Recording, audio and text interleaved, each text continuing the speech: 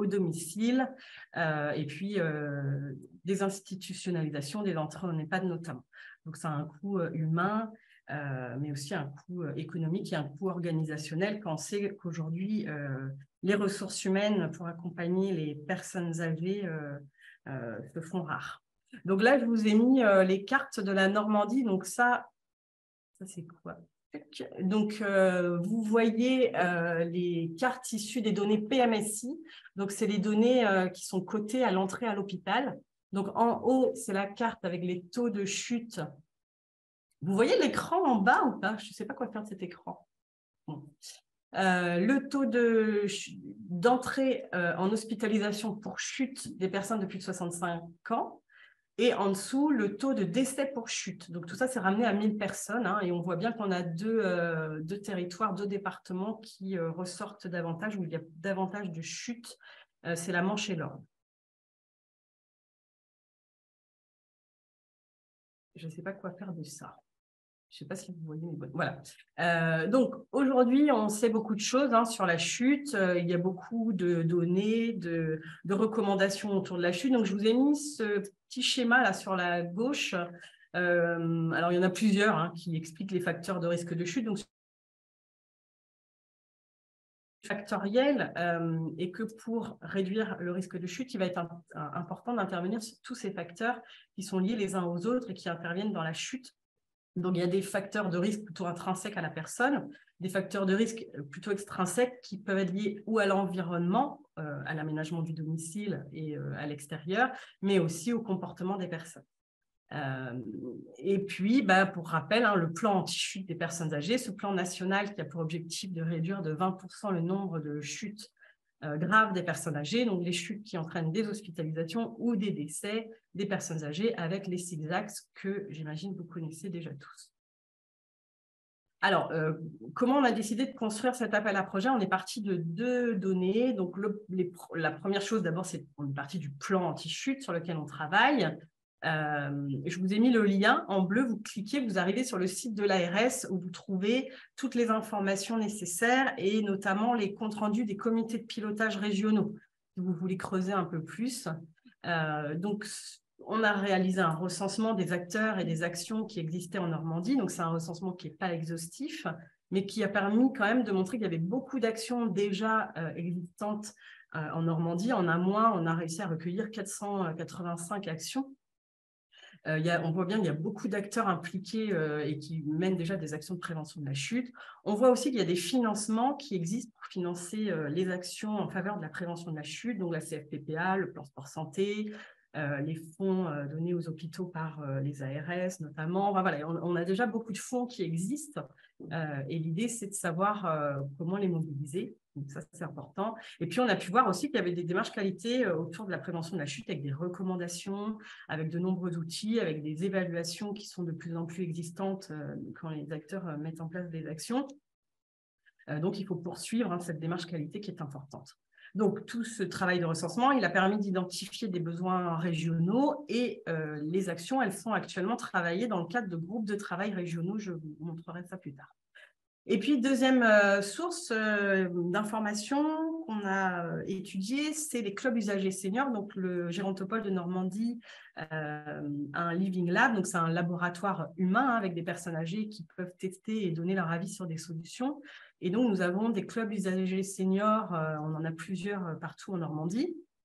Et mon collègue Hamza Iba, qui anime ce Living Lab et ses clubs, il travaille actuellement sur la prévention de la chute, justement pour recueillir l'avis des usagers, parce que c'est important de partir de ça.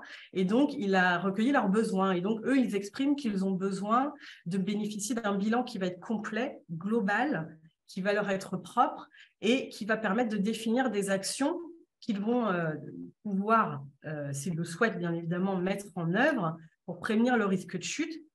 Et ils ont besoin aussi d'être orientés vers les acteurs locaux, qu'on puisse avoir un avis professionnel, parce qu'il y a beaucoup d'actions et d'informations qui leur arrivent, mais eux ne savent pas réellement ce dont ils ont besoin pour rester en bonne santé. Donc ça, c'est quelque chose qu'on a pu identifier via les clubs usagers seniors. Donc ces deux, le plan plus les clubs, nous ont permis de voir qu'il y a vraiment besoin d'articuler les actions et de les mettre dans des parcours multidimensionnels pluridisciplinaire, mais surtout personnalisé à chaque personne. Et il faut aussi recueillir l'adhésion de la personne dans son dans son parcours de prévention. Ça, c'est des choses importantes à travailler. Nous avons, avec toutes ces données-là, décidé de lancer un appel à solutions avec nos partenaires. Donc, 3 partenaires principaux qui ont décidé de co-construire cet appel à solutions. Donc, AG2R La Mondiale, Malakoff Humanis et la région Normandie. Et puis, on a également trouvé des soutiens, des personnes qui vont être en capacité d'accompagner les porteurs de projets. Donc, l'adresse, BPI France, Matinale et le Poltès. Alors, autour de l'écran, donc je ne vois pas qui est autour de l'écran, mais je sais qu'on a notamment Pascal Petit de Malakoff Humanis. Je ne sais pas si Pascal, vous souhaitez présenter l'intérêt de Malakoff dans cet appel à solutions. Bonjour, merci beaucoup. Donc Pascal Petit, je suis chef de projet au sein de l'Action sociale retraite du groupe Malakoff Humanis. Je vais être très rapide parce que l'objectif, ce n'est pas de parler de ça, mais bien de cet appel à projet. Mais juste pour dire que les caisses de retraite qui sont engagées là sont membres de l'Agirc-Arrco, que notre posture par rapport à la fédération Agirc-Arrco qui met en place des actions à destination des retraités tout au long de l'année, cette posture, c'est d'être un peu en avance de phase et d'être un peu des explorateurs et des défricheurs, on va dire, pour le compte de notre fédération Agirc-Arrco, et de pouvoir expérimenter des choses pour ensuite, si possible, les modéliser et les distribuer, enfin en tout cas permettre au plus grand nombre de retraités d'en bénéficier. Donc c'est vraiment dans ce contexte-là qu'on a souhaité s'investir avec le Gérontopole et la région Normandie pour cet appel à solutions. Voilà, je ne vais pas trop en dire plus. Je vous laisse poursuivre. Juste une chose aussi, c'est que Malakoff Humanis et AG2R soutiennent les clubs utilisateurs, puisque sur ces 2 institutions, voilà, c'est la volonté est de mettre au cœur des expérimentations la parole et l'intérêt, la volonté des retraités pour partir vraiment de leurs attentes, de leurs envies et de leurs besoins dans les différentes expérimentations et soutiens qu'on peut apporter derrière à des porteurs de projets. Merci Pascal. Oh, n'importe quoi. Hop, je recommence.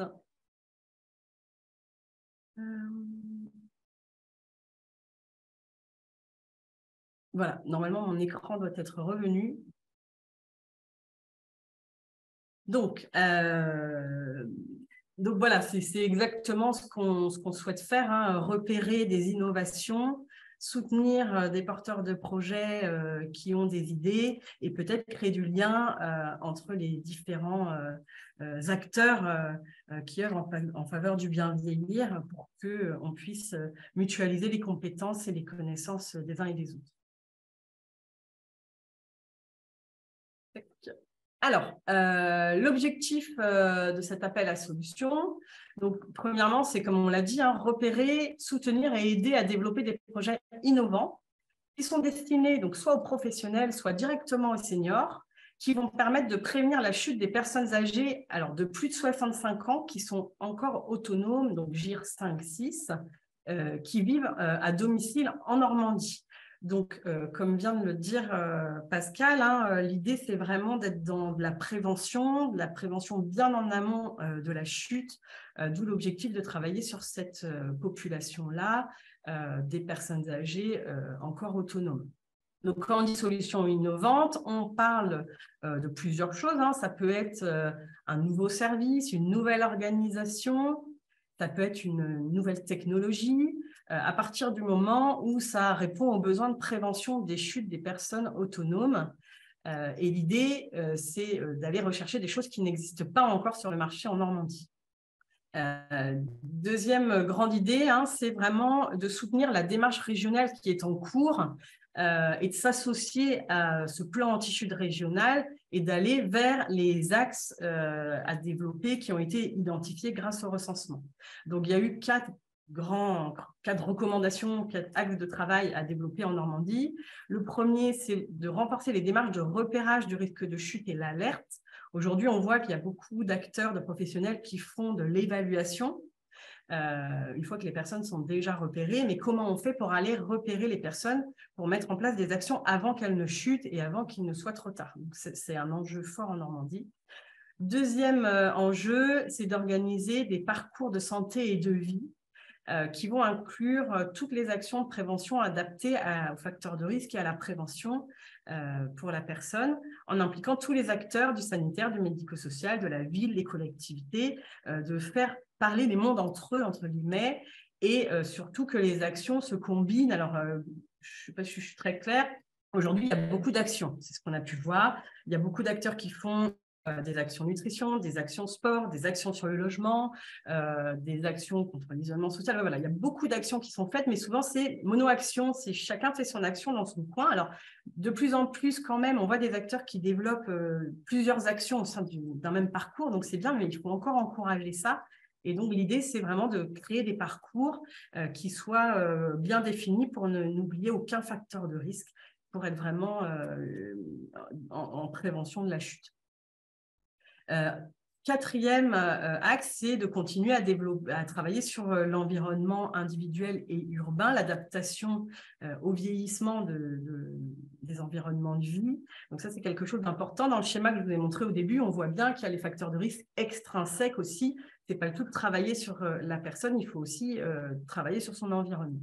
Et puis, dernier point, ça va être de favoriser la communication, la sensibilisation autour de la chute, que ce soit pour les professionnels, pour les usagers, les aidants, le grand public, enfin faire parler de la prévention de la chute parce qu'on peut voir que beaucoup de personnes âgées chutent, comme on le voit, et on n'en parle pas beaucoup. C'est souvent un peu, bon, c'est pas grave, j'ai chuté, voilà. Donc, c'est important de sensibiliser sur la question de la chute, mais aussi d'informer sur ce qu'on peut faire pour rester en bonne santé, bien vieillir et éviter de chuter. Voilà. Donc, ça, c'est vraiment les 4 grands axes de travail régionaux. Et puis, quelque chose d'important pour nous qui avons construit cet appel à projet, on ne veut pas faire ce que d'autres font déjà. Donc, par exemple, s'il y a déjà des financements via d'autres structures, notamment la CFPPA, ça ne veut pas dire que votre projet il ne va pas être bien, il peut être super bien, mais nous, on va vous encourager et vous aider peut-être à répondre à l'appel à projet de la conférence des financeurs parce qu'il y a des fonds dédiés pour votre projet pour ça. Vous voyez, hein, l'idée, c'est vraiment de ne pas aller faire ce qui existe déjà. On veut, nous aussi, essayer d'être un peu innovants. Comme on vous demande d'être innovant, nous aussi, il faut qu'on soit un peu innovant. Mais de travailler avec tous ces partenaires-là pour partager vos projets qui pourront répondre à leur cahier des charges à eux et que vos projets puissent rentrer dans d'autres cadres. Voilà. Donc, je prends la CFPPA, il y en a d'autres aussi. Et c'est aussi pour ça qu'on s'est associé avec l'adresse, la BPI et le pôle TES qui peuvent aussi accompagner des projets innovants. Donc, on ne veut pas faire la même chose qu'eux, mais on veut travailler avec eux pour réorienter. Donc, qu'est-ce qui serait à développer en Normandie? Alors, c'est non exhaustif. Si vous avez des super idées qui n'ont pas été identifiées, nous, on prend toutes les idées, il n'y a pas de souci. Mais grâce au recensement, on a pu identifier quand même qu'il y avait besoin de développer des solutions innovantes. Donc, comme j'ai dit, sur le repérage du risque de chute, comment on alerte et comment on oriente dans le parcours de prévention, comment on met en place un parcours et comment on peut le suivre, parce qu'aujourd'hui, il y a des parcours, mais c'est comment on suit les actions qui ont été faites. Beaucoup de professionnels préconisent des actions de prévention, orientent leurs patients ou les personnes qui les accompagnent en disant mais ce serait bien que vous alliez faire une activité, mais comment on le suit, comment on s'assure que la personne l'a bien fait, comment on motive aussi la personne à le faire. Donc, il y a tout cet enjeu-là, et de travailler sur tous les facteurs de risque ensemble. Il y a un enjeu aussi de mettre en relation et de permettre la communication entre les acteurs dans le cadre du parcours autour de l'usager.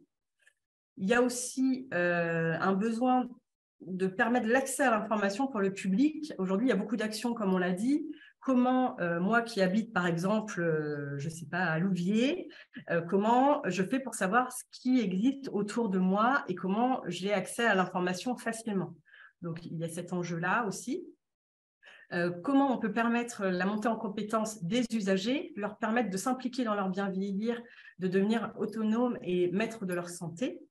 Et puis, comment on permet aussi la montée en compétences des professionnels qui interviennent auprès des personnes âgées sur la prévention du risque de chute. Donc ça, c'est des choses qu'on souhaiterait voir développer.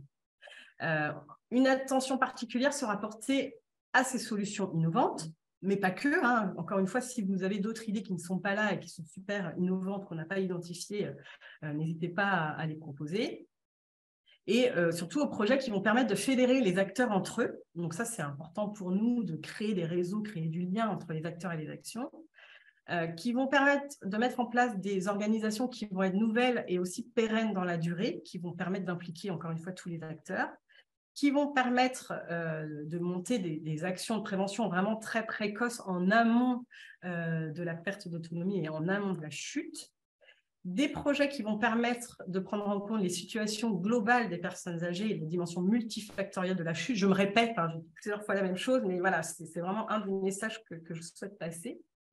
Et puis, comment on fait quand on a monté des super programmes de prévention, comment on fait pour aller toucher les personnes qui vont être le plus éloignées des actions de prévention, qui vont être le plus éloignées dans des territoires peut-être ruraux. Comment on fait pour aller toucher ces personnes-là? Voilà. Et donc, l'idée, c'est d'en faire bénéficier un maximum de personnes sur la Normandie.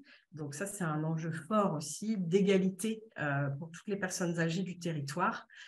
Donc, on souhaite soutenir les projets, alors soit qui, de fait, touchent tout le monde, soit qui sont peut-être en expérimentation locale, mais qui vont pouvoir être essaimés par la suite, reproductibles pour bénéficier au plus grand nombre.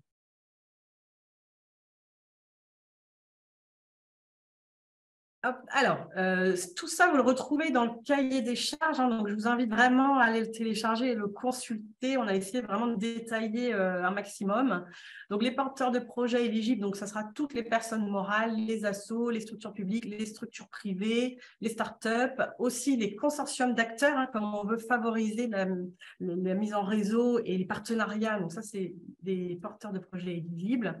Les dépenses éligibles, tout type de dépenses. Hein, nous, on veut vraiment repérer les innovations, donc autant des dépenses qui peuvent être de la R&D, de l'investissement, du fonctionnement, sachant que vous le verrez après, on a un petit fonds pour accorder un prix, une subvention, mais c'est pas, ça ne va pas être la majorité de l'accompagnement. Voilà.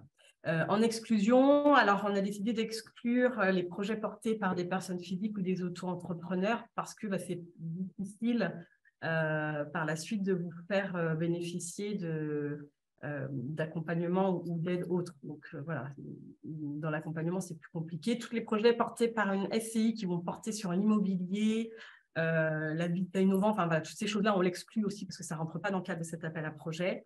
Les porteurs de projets qui ne sont pas domiciliés en Normandie, hein, on a vraiment besoin d'avoir une adresse physique obligatoire. Alors, on veut développer les actions pour les personnes âgées en Normandie, mais on veut aussi aider les personnes qui travaillent en Normandie, les entrepreneurs normands, les porteurs de projets normands. Donc voilà, c'est important pour nous que les actions soient portées par des Normands. Et donc, on ne prendra pas non plus les boîtes postales. Il faut vraiment qu'il y ait une adresse physique. Et donc, évidemment, en exclusion, si votre projet il est super, mais qui ne bénéficie pas aux personnes âgées en Normandie, vous ne rentrez pas dans le cadre de l'appel à solution. Si votre solution ne répond pas aux besoins normands, si votre solution elle n'est pas innovante, qu'elle existe déjà, donc on ne soutiendra pas. Alors, ça ne veut pas dire qu'il n'y a pas besoin de la développer. Encore une fois, on pourra vous orienter vers d'autres appels à projets qui pourront financer votre solution. Mais nous, on veut vraiment repérer de l'innovation. Et puis, les solutions qui sont notamment les projets en EHPAD. Donc, voilà, ce sont des choix qu'on a faits. Voilà, on veut vraiment aller sur de la prévention primaire et de la prévention avant la chute. Chaque structure ne pourra présenter qu'un seul projet. Donc, voilà, ça, c'est quelque chose d'important pour nous aussi. Les prix à remporter, donc, 3 types de prix. C'est pour ça qu'on l'a appelé appel à solutions, parce que l'idée, c'est de repérer les solutions, de valoriser les solutions, d'aider à construire les projets, donc via un accompagnement financier, comme je l'ai dit, donc une aide sous forme de subvention. Alors souvent, on me demande le montant. Pour l'instant, je ne communique pas de montant, mais il n'y aura pas de gros montants, hein. On n'est pas sur 100 000 €. Voilà, on est plutôt sur des montants plus modeste, et ce montant pourra éventuellement être divisé aussi entre plusieurs porteurs selon les projets qui seront proposés. Et puis, on pourra aussi vous accompagner, encore une fois, dans la recherche d'autres aides financières. Il y aura possibilité d'attribution de prêts à taux réduit, à taux nul, d'avances remboursables. Enfin, voilà, tout ça, on peut aussi vous accompagner en plus de la subvention. Donc, des prix, alors qu'on a appelé techniques, sur la mise en place d'accompagnement, d'orientation selon les besoins et l'avancement de votre projet, avec tous les partenaires qu'on a pu identifier tout à l'heure, hein, qui vont proposer, si les projets rentrent dans leur cahier des charges à eux, d'accompagner certains porteurs. Donc ça, c'est des prix à remporter qui peuvent vraiment être aidants pour vous. Et puis des prix de communication aussi, avec de l'ingénierie marketing, proposée notamment par Matinal, hein, qui peut vous aider à construire votre plan marketing pour pouvoir aller valoriser votre solution. Également, mise en visibilité auprès des seniors, via les clubs seniors, via des conférences, et puis mise en visibilité aussi auprès de la filière Silver Economy. Donc voilà tout ce qu'on va essayer de vous apporter. Et encore une fois, si votre projet il est très bien, qui permet la prévention de la chute, mais qu'il est déjà soutenu par d'autres appels à projets, on pourra vous réorienter. Donc, la sélection des lauréats, donc dépôt du dossier de candidature avec ses pièces jointes avant le 15 septembre, à mon adresse mail à moi. Sur fin septembre, début octobre, on analysera la recevabilité des candidatures. Est-ce que vous répondez aux critères d'éligibilité? Je vous enverrai un mail pour vous dire si si votre candidature est recevable ou non. Ensuite, il y aura une phase de présélection des finalistes. Donc, on a créé un comité de présélection avec tous les partenaires que je vous ai cités, mais pas que, hein. On devrait avoir également des chargés de mission de la conférence des financeurs, que je remercie vraiment pour nous aider à sélectionner les projets et à les aiguiller vers d'autres financements. Donc, voilà pour ça. Donc, on va travailler avec des grilles de présélection, hein, pour avoir vraiment des critères objectifs, et qui vont permettre de flécher selon le type de prix recevable. Alors, je l'explique, par exemple, l'adresse va accompagner des entreprises de l'économie sociale et solidaire, alors que BPI va plutôt… voilà, je ne maîtrise pas trop encore, excusez-moi, mais chaque personne qui sera, chaque structure qui sera en mesure d'accompagner n'a pas les mêmes critères de sélection. Donc, ça va être important pour nous de vraiment bien définir cette grille de sélection. Et on vous enverra un mail pour signifier si votre candidature est présélectionnée et finaliste. Les finalistes seront auditionnés, je ne sais pas comment on dit, voilà, on vous proposera un temps de pitch en visio courant novembre devant notre jury. Alors, le jury, il sera paritaire, c'est important pour nous, avec une représentation d'usagers pour voir si les solutions répondent vraiment à leurs besoins, et des professionnels du secteur aussi. Voilà. Et donc, les lauréats seront récompensés et annoncés au Silver Day le 5 décembre à Rouen. Donc, le Silver Day, c'est la journée régionale de la Silver Economy. Et cette année, le Silver Day portera sur la prévention de la chute. Hein. On veut rester dans cette même ligne de conduite et faire parler de la chute cette année, et que tout le monde s'implique sur ce sujet de santé publique. Voilà, donc je vous mets mes coordonnées. Surtout, vous n'hésitez pas à m'appeler. Je suis disponible pour répondre à vos questions. Si vous avez besoin d'affiner ou d'avoir des questions vraiment spécifiques par rapport à votre projet, vous n'hésitez pas, je suis là pour ça.